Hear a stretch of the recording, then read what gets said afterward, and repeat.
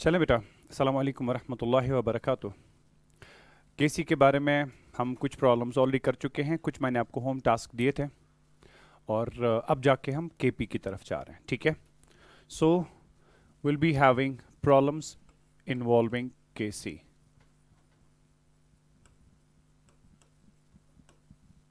Involving KP, हाँ।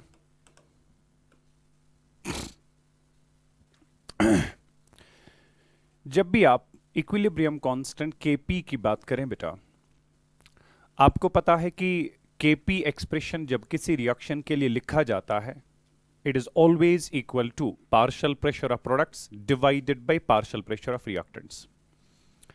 That means बेटा, जब तक ना हमें हर एक कंपोनेंट का इक्विलिब्रियम स्टेज पे पार्शियल प्रेशर पता होगी गैसियस कंपोनेंट का, तब तक कभी भी केपी निकालना पॉसिबल नहीं है। अब मसला यह है कि केपी तक कैसे पहुंचा जाए, ठीक है। के पार्शियल प्रेशर तक कैसे पहुंचा जाए, तब जाके हम केपी निकाल सकते हैं।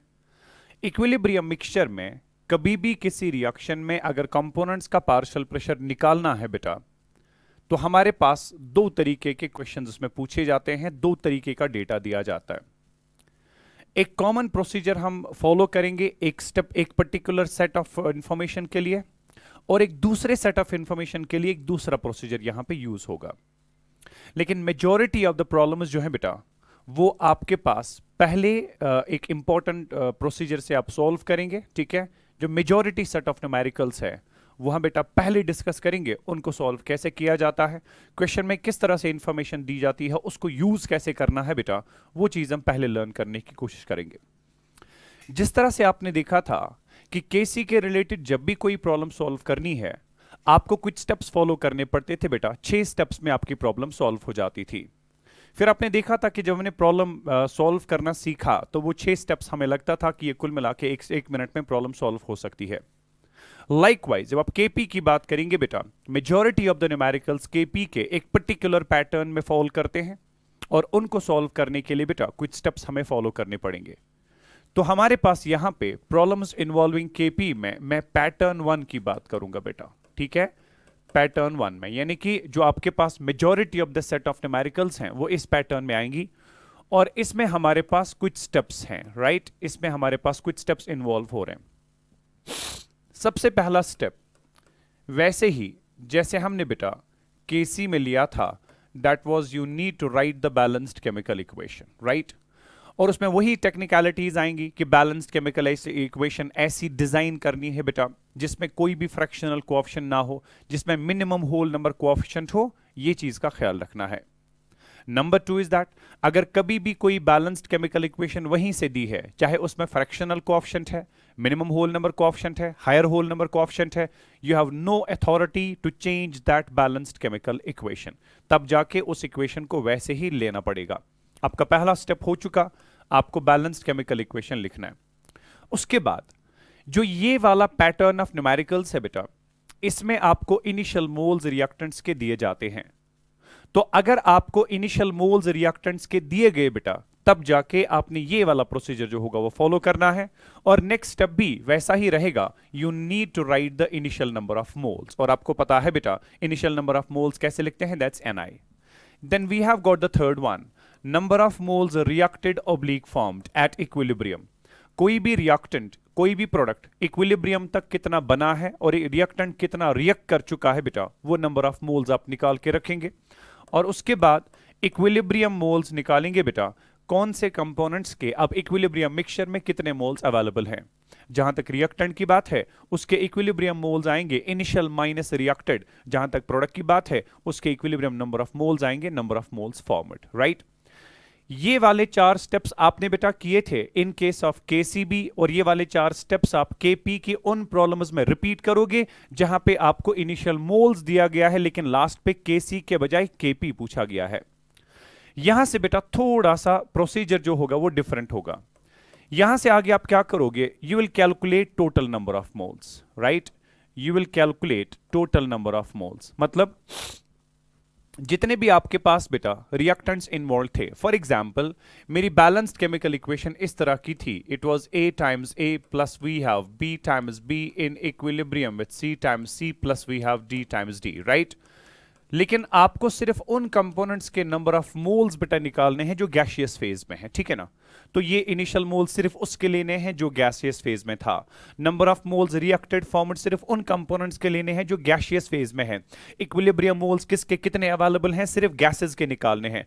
टोटल मोल जो आप निकालेंगे बेटा वो सिर्फ गैसेस के देखोगे, क्योंकि जब वहां पे इक्विलिब्रियम सेट हुआ था, सपोज इसके इक्विलिब्रियम मोल्स थे 0.1, सपोज इसके इक्विलिब्रियम मोल्स थे 0.2, सपोज इसके इक्विलिब्रियम मोल्स थे 0.3, सपोज इसके इक्विलिब्रियम मोल्स थे suppose 0.1, let it be like this. जब आपको बेटा ये पता चला किसके कितने कितने इक्विलिब्रियम मोल्स हैं, इस स्टेप में आप क्या करोगे, आप इन सारे इक्विलिब्रियम मोल्स को ऐड करोगे, ठीक है। So total moles in equilibrium बनेगा 0.1 plus we have 0.2 plus we have 0.3 plus we have 0.1, इसको आप ऐड करेंगे, वो आपको बेटा टोटल मोल्स लेने पड़ेंगे, राइट। अब ये टोटल मोल्स हमें क्यों लेने पड़ते हैं, वो बेटा आप बात समझ लीजिएगा, ये हमें क्यों करना पड़ता है, ठीक है। Just try to rub it here. Total moles हमें क्यों लेने पड़ते हैं, क्योंकि आप में से बहुत सारे बच्चे भी ऐसे हैं जिन्होंने स्टेट्स ऑफ मैटर नहीं पढ़ा है, जिनको नहीं पता बेटा कि हमारे पास एक कॉन्सेप्ट है गैसेस के लिए, that is called as Dalton's law of partial pressures.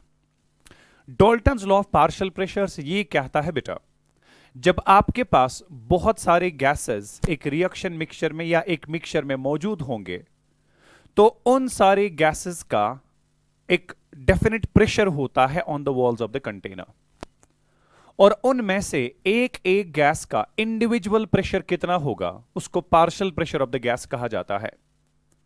So in a gaseous mixture the pressure exerted by a particular gas जो है that is called as partial pressure of that gas.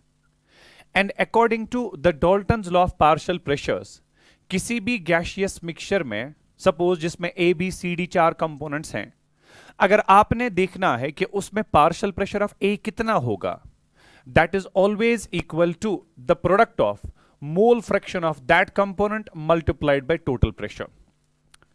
अब जाके बेटा total pressure का मतलब होता है जो वो गैसियस मिक्सचर है उसने टोटल प्रेशर कितना एक्सर्ट किया हुआ है, ये पीए रिप्रेजेंट करता है इस टोटल प्रेशर में से ए का अपना प्रेशर कितना है, जिसको पार्शियल प्रेशर ऑफ ए कहा जाता है। नाउ कम्स द टर्म, ये एक्स जो मैंने लिखा बेटा इसको असल में पढ़ा जाता है काई, इसको कहते हैं मोल फ्रैक्शन ऑफ दैट कंपोनेंट, जिसकी आप पार्शियल प्रेशर की बात कर रहे हैं उसी का मोल फ्रैक्शन आपने कंसीडर करना है। सो ये काई ए जो है बेटा ये असल में रिप्रेजेंट करता है मोल फ्रैक्शन ऑफ ए, राइट, ये रिप्रेजेंट करता है मोल फ्रैक्शन ऑफ ए। और ये मोल फ्रैक्शन जो होता है किसी भी कंपोनेंट का, it is basically calculated by the equation Na divided by N total. So अगर मुझे पार्शियल प्रेशर ऑफ ए निकालना है उसके लिए मुझे ए का मोल फ्रैक्शन पता होना चाहिए। What do you mean by mole fraction of A? Mole fraction of A means a ratio of number of moles of A in the mixture to that of total number of moles of all the components in the mixture. तो अगर आपकी reaction में A, B, C, D 4 components हैं बेटा, वहां पे A के भी कुछ मोल्स हैं, B के भी कुछ मोल्स हैं, C के भी कुछ मोल्स हैं, D के भी कुछ मोल्स हैं। अगर आपको A का मोल फ्रैक्शन देखना है कितना है in the mixture, that will be simply equal to number of moles of A divided by total number of moles. इसी तरह से B का मोल फ्रैक्शन देखना है, that will be number of moles of B divided by total number of moles. C का mole fraction देखना है, number of moles of C divided by total number of moles. तो यहां पे मैंने मान लिया कि अगर मैंने पार्शियल प्रेशर ऑफ A निकालना है इस मिक्सचर में कितना होगा, that will be simply equal to उस मिक्सचर में उस A का मोल फ्रैक्शन कितना है मल्टीप्लाइड बाय टोटल प्रेशर। चूंकि ये टोटल प्रेशर जो होता है बेटा ये क्वेश्चन में आपको वहां से दिया जाता है, ये क्वेश्चन में आपको वहां से दिया जाता है। और उसके बाद चूंकि पार्शियल प्रेशर ऑफ ए मुझे चाहिए, क्योंकि जब मैंने केपी निकालना है, KP is equal to partial pressure of each of the products divide by partial pressure of each of the reactants. That means असल में केपी निकालने के लिए मुझे हर कंपोनेंट का पार्शियल प्रेशर तो चाहिए, और हर एक कंपोनेंट का पार्शियल प्रेशर निकालने के लिए इक्वेशन यही यूज होगी, partial pressure of A is equal to chi A into P total, partial pressure of B is equal to chi B into P total, partial pressure of C is equal to chi C into P total, partial pressure of D is equal to chi D into P total. तो चूंकि P total तो वहां से दिया जाता है, तो partial pressure of A B C D निकालने के लिए हमें असल में क्या चाहिए, काई ए काई बी काई सी काई डी। और काई ए काई बी काई सी काई डी निकालने के लिए क्या चाहिए, number of moles of A divide by total number of moles. क्योंकि आपने यहां से इक्विलिब्रियम स्टेज पे हर एक के मोल्स निकाले हुए हैं, ए के बी के बी, सी के बी, डी के बी, राइट। जब आपने हर एक के मोल्स निकाले और आपने टोटल मोल्स भी निकाले, नेक्स्ट स्टेप में क्या निकालोगे बेटा? You will calculate mole fraction, क्योंकि आपको हर एक के नंबर ऑफ मोल्स भी पता है, ठीक है। और आपको पता है बेटा टोटल नंबर ऑफ मोल्स होते हैं summation of equilibrium moles of all the components, है ना। टोटल मोल्स होते हैं summation of equilibrium moles of all the components, isn't that? और मोल फ्रैक्शन जो होता है, जिसको आप एक्स से रिप्रेजेंट करते हैं मगर पढ़ते हैं इसको बेटा काई,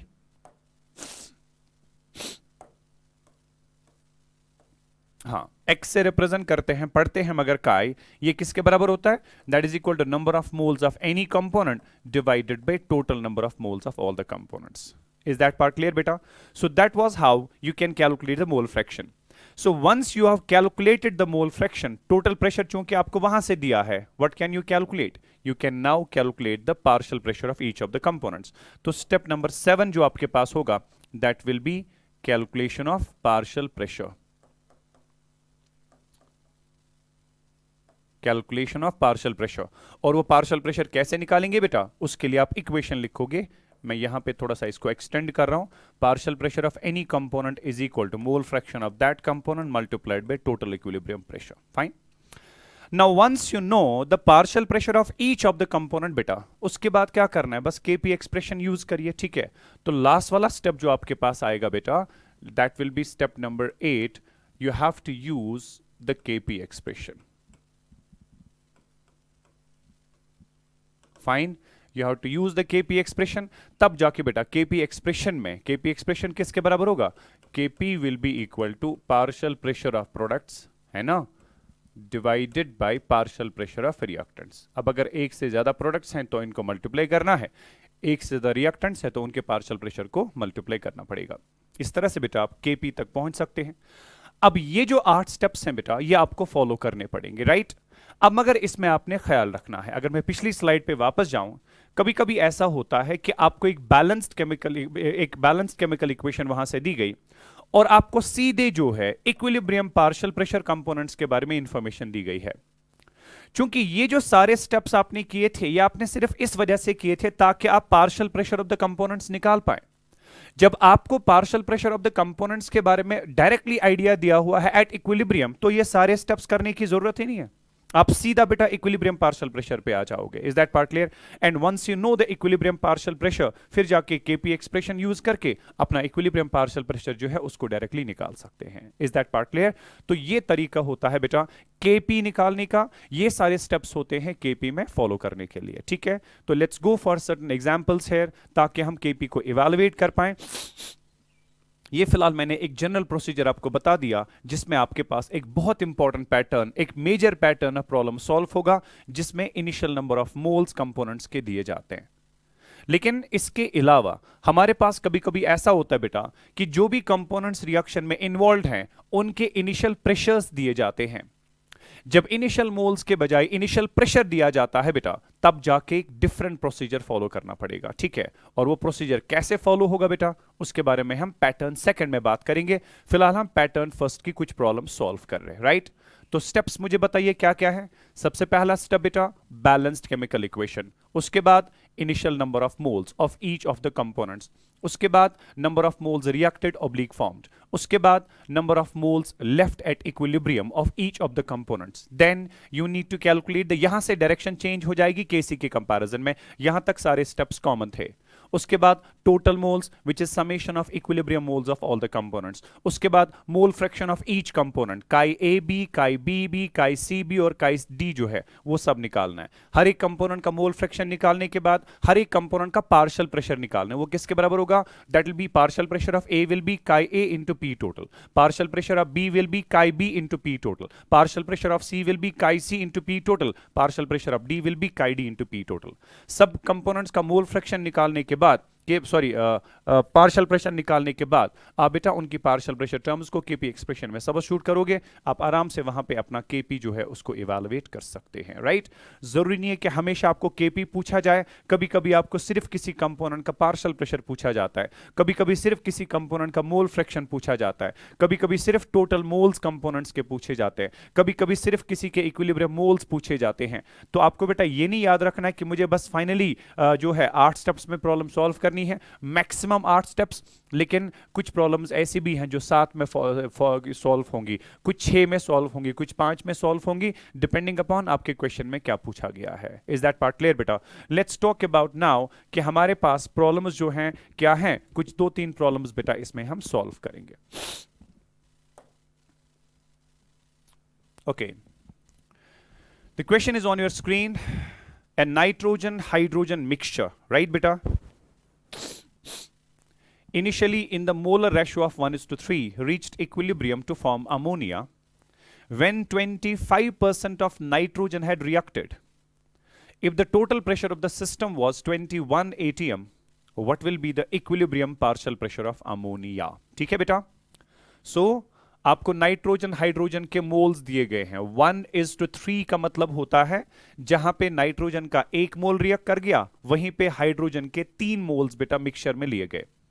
सो nitrogen and hydrogen are mixed in the molar ratio of 1:3। तो नाइट्रोजन का 1 मोल, हाइड्रोजन के 3 मोल्स आपको लेने पड़ेंगे। सो दैट मीन्स आपको इनिशियल मोल्स दिए गए। जब भी इनिशियल मोल्स दिए जाएंगे आपको ये 8 स्टेप्स का प्रोसीजर फॉलो करना पड़ेगा अगर केपी निकालना होगा।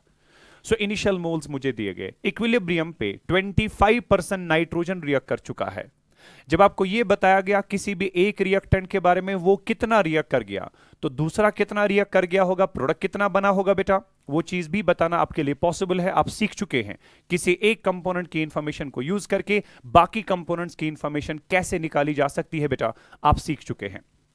तो उसके बाद जब आपने इसको यूज करके एक नंबर ऑफ मोल्स देखे, कितने रिएक्ट कर गए, कितने बने, उसके बाद आप निकाल सकते हैं इक्विलिब्रियम मोल्स, उसके बाद आप निकाल सकते हैं टोटल मोल्स, राइट।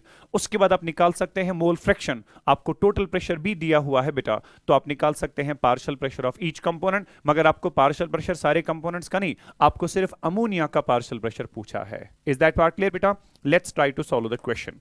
तो सबसे पहले क्या होगा, हम बैलेंस्ड केमिकल इक्वेशन लिखेंगे। सो नाइट्रोजन हाइड्रोजन आपस में कंबाइन होके अमोनिया बना रहे हैं, ये क्वेश्चन आपसे कहता है।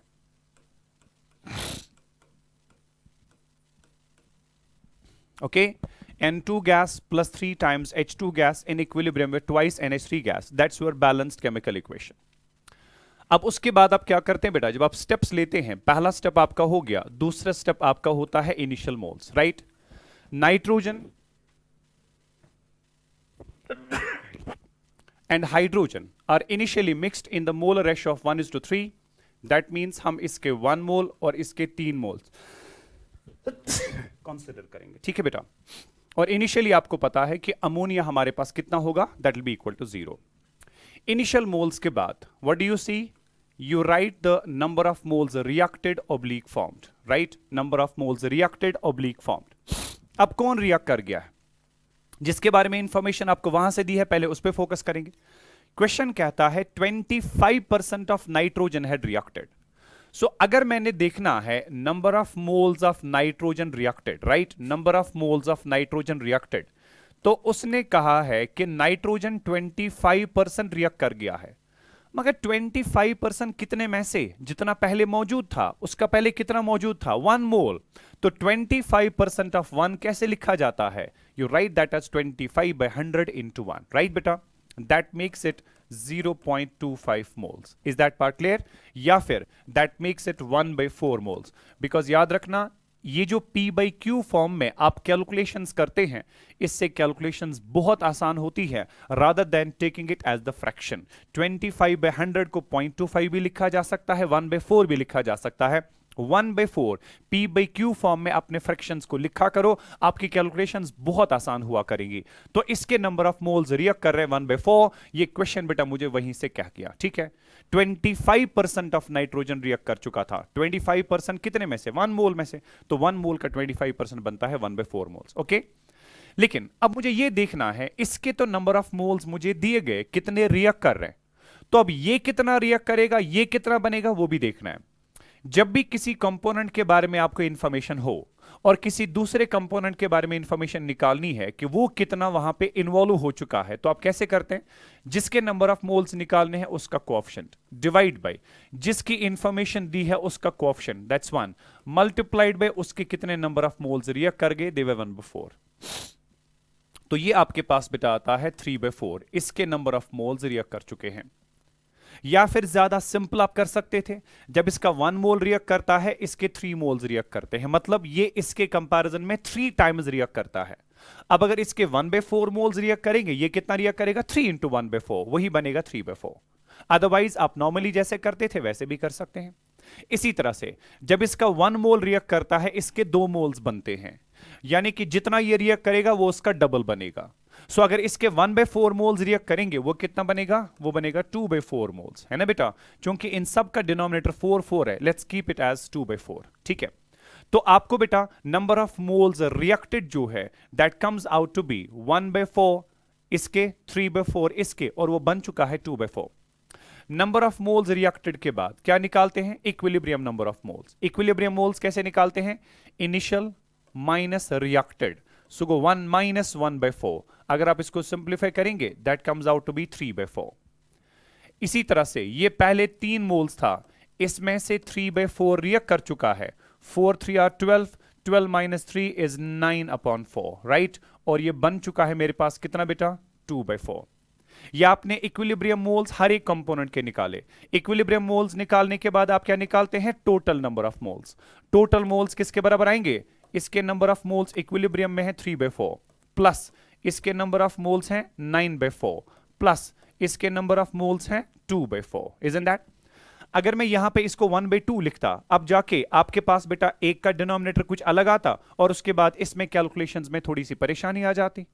अब डिनोमिनेटर कॉमन होने की वजह से आपको पता है बेटा इसको कैसे लिखा जा सकता है, आप 1/4 कॉमन निकाल सकते हैं, अंदर आपके पास बचेगा 3 + 9 इज 12, 12 + 2 इज 14, राइट बेटा, so it comes out to be 14/4। मैं अगेन इसमें टोटल मोल्स में डिनोमिनेटर 4 को सिंप्लीफाई नहीं करूंगा, otherwise I can easily write it as 7/2, है कि नहीं, I can write it as 7/2। मगर मुझे पता है कि मुझे इसके बाद मोल फ्रैक्शन निकालना है। मोल फ्रैक्शन होता है number of moles of A component divide by total moles, तो वहां पे ये 4 जो है वो कैंसिल होने में काम आएगा। बात समझ आ रही है ना बेटा, वो आसानी से कैंसिल आउट होगा, कैलकुलेशन पार्ट हमारा आसान हो जाएगा। सो टोटल मोल्स आपने निकाले बेटा, दे कम आउट टू बी 14/4। उसके बाद आपको पता है, ठीक है, उसके बाद आपको पता है बेटा how do we do proceed towards the next step. Total moles निकालने के बाद you start calculating mole fraction of each of the components, right. आपको नाइट्रोजन का मोल फ्रैक्शन निकालना है, ठीक है ना, नाइट्रोजन का मोल फ्रैक्शन निकालना, वो कैसे निकलेगा, नाइट्रोजन के number of moles they are 3/4 divide by total number of moles they are 14/4, is that part clear. इसी तरह से हाइड्रोजन का मोल फ्रैक्शन निकालना कैसे आएगा, हाइड्रोजन के number of moles they are 9/4 divide by total number of moles they are 14/4। Ammonia का mole fraction निकालने कैसे आएगा, 2/4 उसके number of moles divide by total moles, that's 14/4, is that part clear. अब मसला यह है कि यहां पे इस क्वेश्चन में अगर आप देखोगे आपको सिर्फ पूछा गया है पार्शियल प्रेशर ऑफ अमोनिया, तो पार्शियल प्रेशर ऑफ अमोनिया निकालने के लिए आपको सिर्फ मोल फ्रैक्शन ऑफ अमोनिया की जरूरत है। तो मुझे इस प्रॉब्लम में ना ही मोल फ्रैक्शन ऑफ नाइट्रोजन चाहिए, ना ही मोल फ्रैक्शन ऑफ हाइड्रोजन चाहिए, मुझे सिर्फ चाहिए मोल फ्रैक्शन ऑफ अमोनिया। तो मैं सीधा यहां पे बेटा सिर्फ मोल फ्रैक्शन ऑफ अमोनिया निकालूंगा। लेकिन जब आपको केपी चाहिए होगा तो केपी निकालने के लिए आपको सब कंपोनेंट्स का मोल फ्रैक्शन निकालना पड़ेगा, बिकॉज आगे आपको सब कंपोनेंट्स का पार्शियल प्रेशर निकालना है। So mole fraction of ammonia will be equal to उसके number of moles they were 2/4 divided by total number of moles they are 14/4, Isn't that? ये 4 आपका कैंसल आउट हुआ बेटा, ये आपका बनेगा 2/14, 2/14 मींस 1/7, राइट, ये इसका मोल फ्रैक्शन हो गया। अब अगर मुझे मोल फ्रैक्शन ऑफ अमोनिया पता चला, क्वेश्चन मुझे इसका पार्शियल प्रेशर पूछ रहा था, तो partial pressure of any component किसके बराबर होता है, that is equal to mole fraction of that component multiplied by total equilibrium pressure कितना होगा। सो अगर मुझे पार्शियल प्रेशर ऑफ अमोनिया यहां से आगे निकालना है, that should be equal to mole fraction of ammonia, वो आपने निकाला बेटा 7 multiplied by total equilibrium pressure आपको दिया था 21 atm। आप याद करिए, क्वेश्चन पे वापस जाके देख लीजिएगा। Total pressure was given to be 21 atm। So अगर मुझे पार्शियल प्रेशर ऑफ अमोनिया चाहिए at equilibrium, that should be equal to 71R 73R, it has to be equal to 3 atm, that has to be your answer. Question पे वापस जाके देख लीजिएगा। Question आपके पास था, nitrogen hydrogen mixture initially in the molar ratio of 1:3 reached equilibrium to form ammonia when 25% of nitrogen had reacted. जाहिर सी बात है, जब नाइट्रोजन रिएक्ट करेगा, हाइड्रोजन को तो रिएक्ट करना ही करना है, अमोनिया को बनना ही बनना है। तो जब वहां पे नाइट्रोजन हाइड्रोजन रिएक्ट करके अमोनिया बना गए, वहां पे टोटल प्रेशर रिकॉर्ड किया गया था 21 atm। क्वेश्चन आपको बस पूछता था partial pressure of equilibrium, partial pressure of ammonia कितना होगा। चूंकि उसने सिर्फ अमोनिया का पूछा था, इसलिए हमने मोल फ्रैक्शन सिर्फ अमोनिया का निकाला, पार्शियल प्रेशर सिर्फ अमोनिया का निकाला। अगर ये तीनों का पार्शियल प्रेशर पूछता तो हमें तीनों का मोल फ्रैक्शन और तीनों का पार्शियल प्रेशर अलग अलग से निकालना पड़ता। अगर ये केपी पूछता तो हमें तीनों का मोल फ्रैक्शन, तीनों का पार्शियल प्रेशर और उसके बाद केपी एक्सप्रेशन में वो पार्शियल प्रेशर सबस्टिट्यूट करना पड़ता। बात समझे बेटा? लेकिन बस इसने पार्शियल प्रेशर ऑफ अमोनिया पूछा था, so we are done with the question. Is that clear? So I hope you got it. I will be talking about the next question now.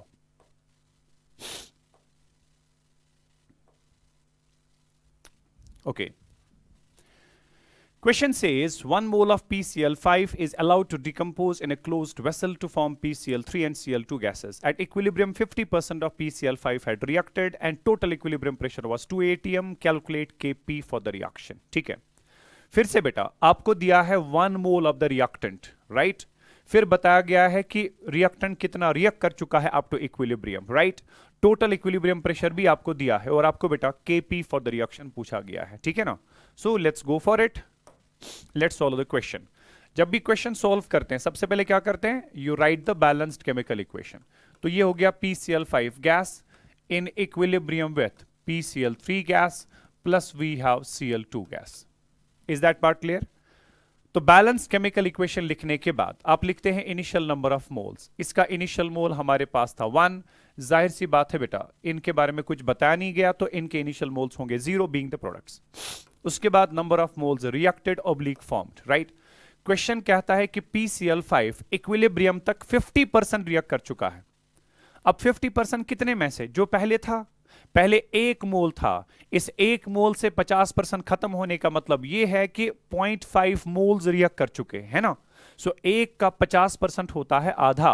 सो आपके 0.5 मोल जो है बेटा वो रिएक्ट कर चुके हैं, मगर मैंने आपसे कहा बेस्ट ये रहता है बेटा कि 0.5 के बजाय you'll write it as 1/2। Is that part clear? तो अगर आप उसको देखना चाहें PCl5 के कितने नंबर ऑफ मोल्स रिएक्ट कर चुके हैं, number of moles reacted of PCl5, they are 50% of 1 mole.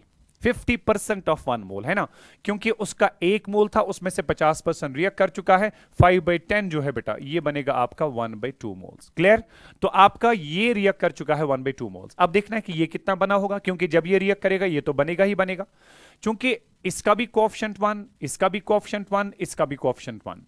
That mean जितना ये रिएक्ट करेगा उतना ये बनेगा। कितना बनेगा? 1/2। जितना ये बनेगा उतना ये भी बनेगा, तो ये भी कितना होगा बेटा? 1/2 moles. Number of moles reacted के बाद इक्विलिब्रियम मोल्स निकालते हैं। इक्विलिब्रियम स्टेज पे इसका चूंकि पहले 1 मोल था, 1 मोल में से आधा मोल खर्च हो चुका है, तो ये कितना बचेगा? 1 - 1/2, वो हो गया 1/2। ये चूंकि सिर्फ बना है तो इसके नंबर ऑफ मोल्स 1/2, इसके number of moles 1/2। Equilibrium moles हर एक कंपोनेंट के निकालने के बाद अब टोटल मोल्स निकालते हैं, which is summation of number of moles of all the components. So go 1/2 plus we have 1/2 plus we have 1/2, है ना? तो ये 2 तो कॉमन आएगा, 1 + 1 + 1 is 3, it comes out to be 3/2। Clear? Total moles निकालने के बाद आप मोल फ्रैक्शन निकालेंगे हर कंपोनेंट का, बिकॉज इस बारी हमें Kp पूछा है। Kp के लिए हर कंपोनेंट का पार्शियल प्रेशर, हर कंपोनेंट का मोल फ्रैक्शन चाहिए। सो मोल फ्रैक्शन ऑफ PCl5 कैसे निकालोगे? That is equal to number of moles of PCl5, that's 1/2 divide by total number of moles, that's 3/2, है ना बेटा? तो ये 2 आपका कैंसिल आउट हुआ, it comes out to be 1/3।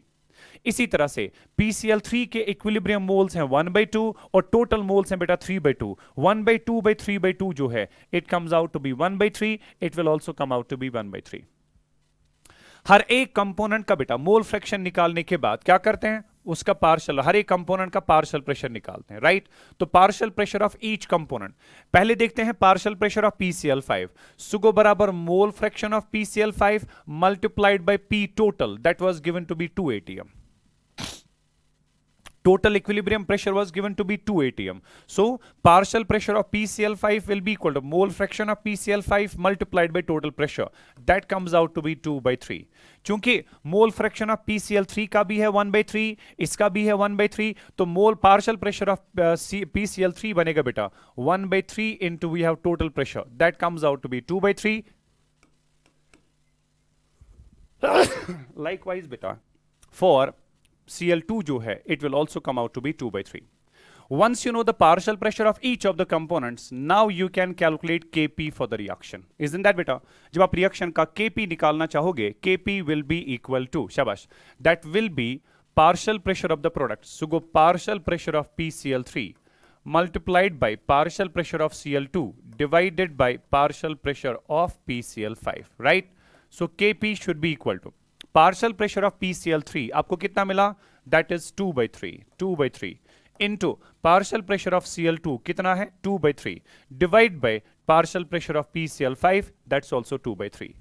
ये 2/3 कैंसिल आउट हुआ बेटा, Kp will be equal to 2/3 only. अगर यूनिट्स की बात करेंगे, इसमें आपका Kp के यूनिट्स की फॉर्मूला याद करिए, it was atmosphere raised to power delta n of a gas. चूंकि रिएक्शन में प्रोडक्ट साइड से एक और एक 2 मोल्स हैं गैस के, रिएक्टेंट साइड से 1 मोल है गैस का, delta n will be 2 - 1 that's equal to 1, so it will be atmosphere raised to power 1 that means ATM. ये आपका बेटा आंसर होना चाहिए.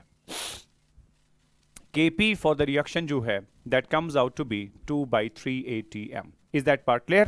तो ये हमारे पास बेटा Kp कैलकुलेशंस के लिए मैंने एक 2 सिंपल न्यूमेरिकल्स आपके साथ डिस्कस की, ताकि आपको पहले थोड़ा सा Kp जो है उसका नो-हाउ आए कि Kp की प्रॉब्लम्स में कैसे अप्रोच करना होता है अगर इनिशियल मोल्स दिए जाते हैं, राइट? तो बाकी का इंशाल्लाह इसके बारे में हम बात जो है नेक्स्ट टाइम करेंगे. Thank you so much, stay blessed, Allah Hafiz.